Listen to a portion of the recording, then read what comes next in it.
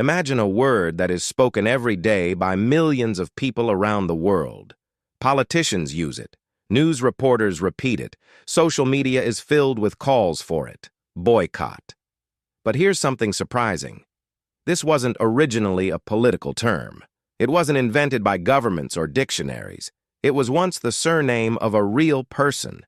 So how did one man's last name become one of the most powerful words in modern history?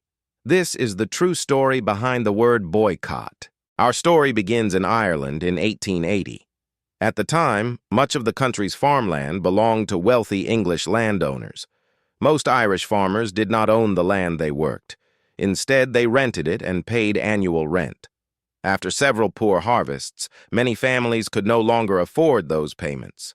They asked landlords for lower rent so they could survive. Some landlords agreed, others refused. One of the men responsible for collecting rent was Charles Cunningham Boycott, a retired British Army captain working as the estate manager for Lord Erne in County Mayo. His job was simple: collect rent and remove tenants who failed to pay. When several farmers requested lower rent, Boycott rejected their demands and began evicting families from their homes. His decision sparked an extraordinary response.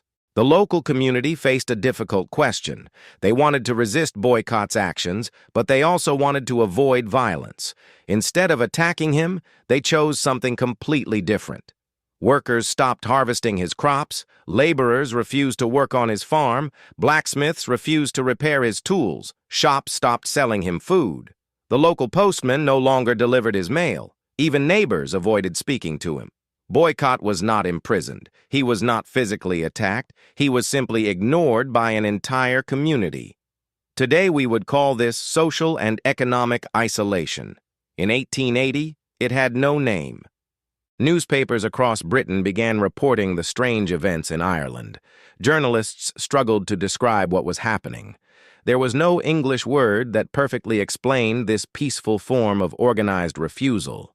Finally, they began using the man's own surname. Instead of saying people were refusing to deal with him, newspapers wrote that they were boycotting Captain Boycott. The word spread rapidly. Within weeks, it appeared in newspapers throughout Britain. Within months, it was being used in the United States. Before the end of 1880, dictionaries had already started recognizing boycott as a new English word.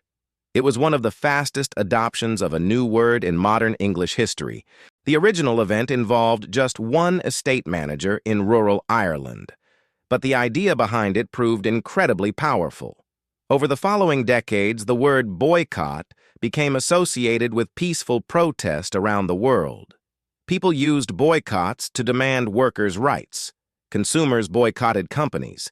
Countries imposed economic boycotts against other nations. Civil rights movements encouraged people to stop buying products from businesses that supported discrimination.